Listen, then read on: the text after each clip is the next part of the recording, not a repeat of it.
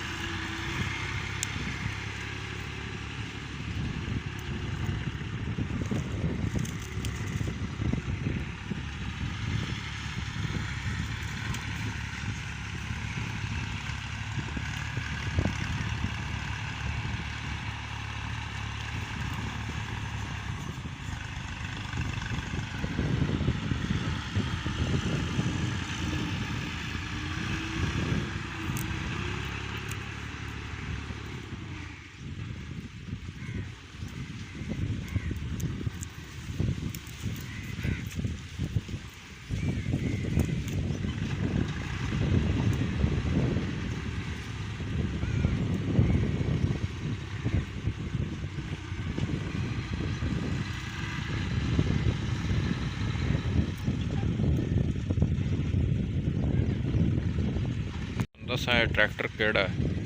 ठीक है, ये फीएट 480, ये फीएट 480 ये वो ट्रैक्टर है जोड़ा हल्ला वांदा पे।